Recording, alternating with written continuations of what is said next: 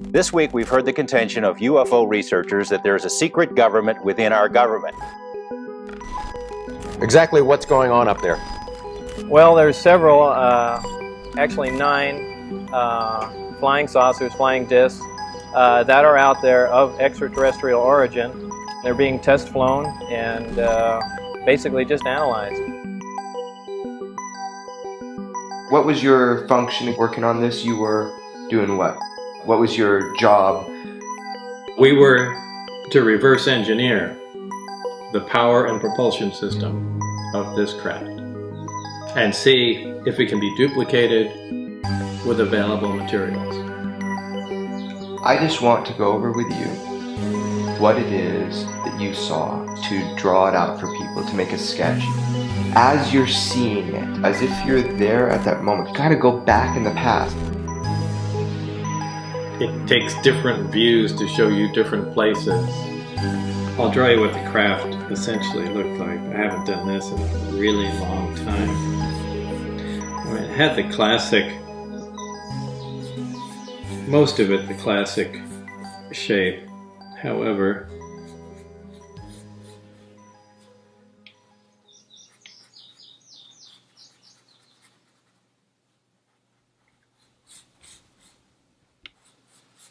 that didn't come out that bad this time. Basically, that's the shape of the craft.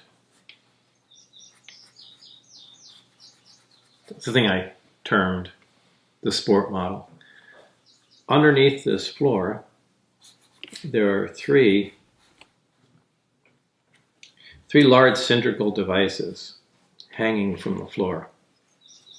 These are on mounts that allow them to completely swivel up to 180 degrees and in 360-degree rotation. Directly above each one is a small rectangular object. This is on the floor above. And these are the gravity amplifiers themselves. Looking down from the top, you'd have the center. In the very center, there is a small reactor.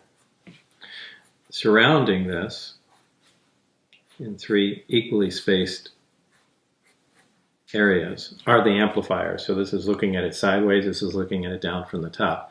And under these amplifiers, underneath, on the floor below, are the gravity emitters. So it's the reactor here, powering the gravity amplifiers. Gravity amplifiers output goes into the gravity emitters at the bottom, and the resulting gravity beam or anti-gravity wave can be pretty much put anywhere you want it to. There was another level up here. Now I had access and was permitted to view and look at the operation of this main level with the gravity amplifiers and the level below, the gravity emitters. There is a level above which consisted of these 2 areas that I'm not all that familiar with. I assume these to be some sort of navigational engine. People call these large black rectangular areas on the top portholes. I believe they were some planar sensor array that just took in information from the surrounding area, whether it be patterns of stars or what have you. And there was their version of a computer or something to make determinations here that takes input from those sensors and then let the craft know how to orient itself and where it was in space.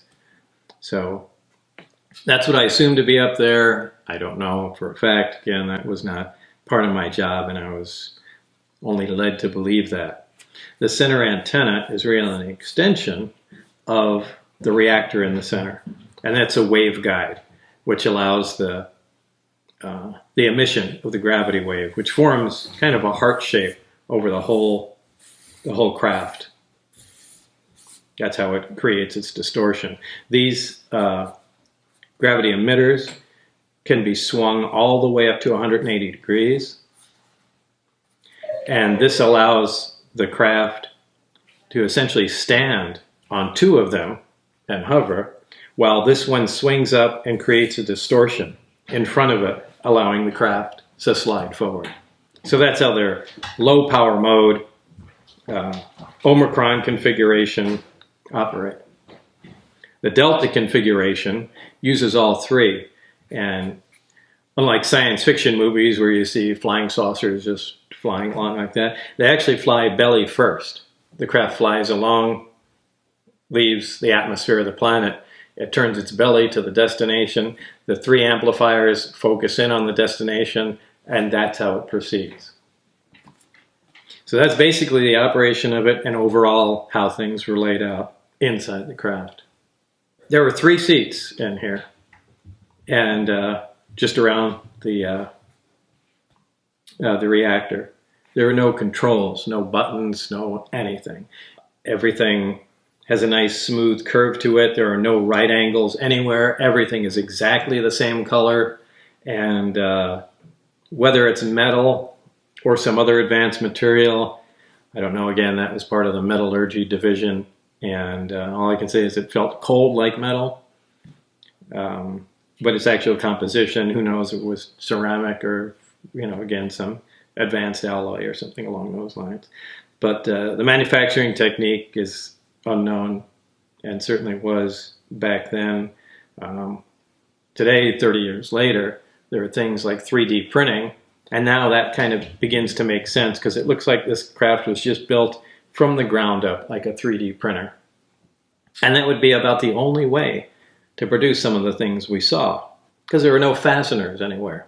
It was just all together, not even a seam. So I don't know.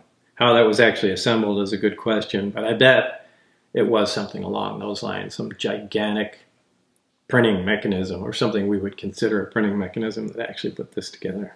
When you were allowed to go into the middle and look down into the bottom layer of this craft, what did it feel like to step in? Like, was it instantaneously obvious to you that we could not make this upon walking in the craft? Yeah, it was really, and pardon the pun, it was really unworldly. Everything, again, was alien. It really was. In that, again, nothing is always completely monochrome in things people build. There's always seams. There's always something other than a radius of curvature. There's a sharp edge. There's some kind of control. Everything was different. There wasn't even wires in this thing as we started to dismantle it. But it was more of an ominous feeling because we really didn't know what we were getting into, how dangerous it was, and certainly didn't know how dangerous it was to remove anything or change it. Look, I mean, we have energy sources this day and age. You can't just remove caps, off of reactors and have a peek inside and see what's going on. And we really didn't understand the energy source. We had no idea what, a housing might be holding back. So it was fearsome technology, as I've said before. And, so was it exciting going inside? Not exciting in that way. It was exciting because we were afraid. And really just looked around inside. The reason for going in was to have a look. There was a little access port here where you could push it open and stick the top half of your body in, hang upside down, and look and see the orientation and how the gravity emitters were hanging from the floor above. What was your first indication that it was not human? It was not ours. It was not made for us. Well, certainly the size. I mean, this is only about a little over 50 feet in diameter. The only time you could ever stand up would be the middle. So nobody would make something like this. It was extremely uncomfortable to move around in. The seats were not for full-size humans. Everything looked like it was child size. And the access port, I couldn't dream of getting through. So there was certainly something smaller operating this. The opening port was like a hexagon honeycomb with an edge cut out. And if you grabbed the edge and just pushed a little bit, the honeycombs would all collapse, some sort of flexible metal, and all snap open. And I remember saying to myself, that's That's something we could make today. That's really, because it has a lot of strength standing on it, but no strength the other way. So you can pop it open, use it as an access port, snap it closed, and it would support weight on it. Something very simple. Not that it really stood out. I was standing in an ocean of alien technology, but I think the reason it stood out was there's something I understand, you know, and nothing. I don't understand anything else. So I kind of grabbed onto that. It's like, I see what you did, guys. Here, not anywhere else. So the other fascinating thing was it was essentially a pipe. I mean, if you want to just give you analogies, these gravity emitters look like 55-gallon drums. And a big, I'd say 4-inch diameter pipe, maybe 10 inches long, maybe a little longer, connected the top of the drum to the floor above. It's a solid, thick pipe. Somehow, they were able to manipulate the structure of that pipe where it would just bend, as if it was made of clay. So they can apply some form of control to it and have a solid piece of pipe move like a tentacle. So they can get very fine movements and adjust and point these things wherever they were, and then stop stimulating the stuff, and it was locked in place like it was welded on there with a giant pipe. How do you know that they could bend these pipes that way? We had one of these setups in the lab. When you had made adjustments, it would move, it would bend? Yes. That is putting out a gravity wave. Yeah, oh, absolutely. Yeah, when we bench tested this setup, yeah, it worked. You know, you've got these seats, no seat belts, and then it goes belly facing where it's supposed to go. How do the occupants, not fall out of the seats? What's that about? Well, you're thinking about flying around a single source of gravity below you, and then as you move around, you'll flop, but you're canceling out gravity from anywhere else. You're canceling out gravity, inertia, and all other effects, and the only gravity there's going to be is the center is probably going to be the reactor itself. So you're always just pulled and held to the floor here. That's always the ground. So no matter how you're oriented, this is always where your pull is. So you'd never even know that you're upside down, in relation to the earth or other things. It creates this field around you, almost heart-shaped, and then that kind of is a cocoon of what we'd call gravity, and it holds you so you can just be inside of that field, and then wherever you end up focusing, that's where you're going to fall to. Right. That's the propulsion. Okay. Now, of course, I never had information of us flying the craft at that performance level, but it's assumed that's how it works from the information we gleaned. But you saw this craft? Oh, I saw this craft and these work, and you can certainly extrapolate if 3 of them together worked like this first one, we know how it operated. So there's extremely high confidence in that. And the craft that you're drawing here is the one that you guys would take parts out of and work on? Yes. Is it also the one that you saw the test of? Yes. So they were able to take parts out and put them back in. No. They did not. This flew on 2 amplifiers. This was already removed. I mean, I should put a dotted line around here. This was on the bench in our room. When I went in there, this was already out. And it still worked. I can't imagine how they made the decision to remove that. I'm really glad I wasn't there. At some point you were inside and it was activated and something happened to the inside of the wall. I guess that is an important part. The other, to explain that, around the wall, it was essentially a set of archways which were extruded from the wall all around. And we later found these out to be, I guess this is a big thing I should touch on. We found these to be waveguides. And this is how the gravity field was being manipulated. It almost looked like it was just a design element, but it became very obvious that nothing here was done for aesthetics. Everything had a functional purpose. And, even in our spacecraft, everything has pretty much a functional purpose. There are no house plants or anything just to look at there. But these archways were extruded from the base wall.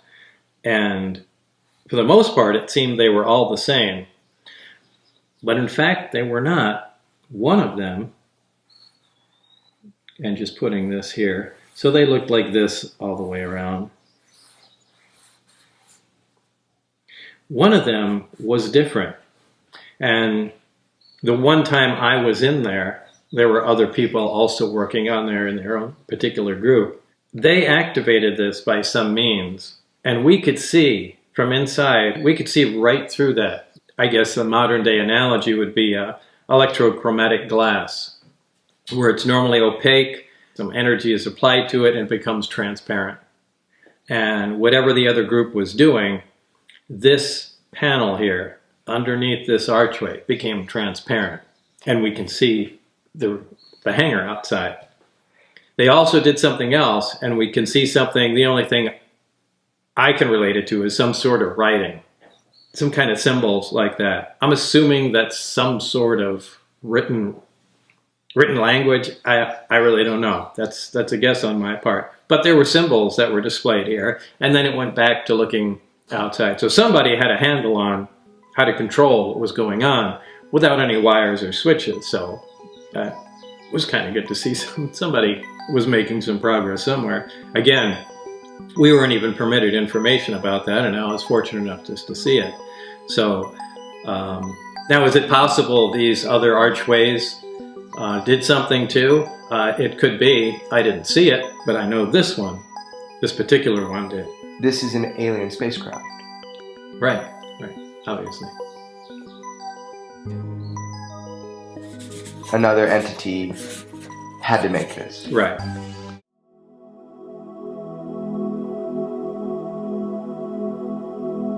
We'd like to ask for your input. Share your opinion and expertise with us in the comments after watching the video. If you're a subscriber, you'll always get a heart from us as a small thank you, and we'll pin your important post to the top where everyone will read it first. Just make sure you've already subscribed, like the video, and mention both at the beginning of your comment.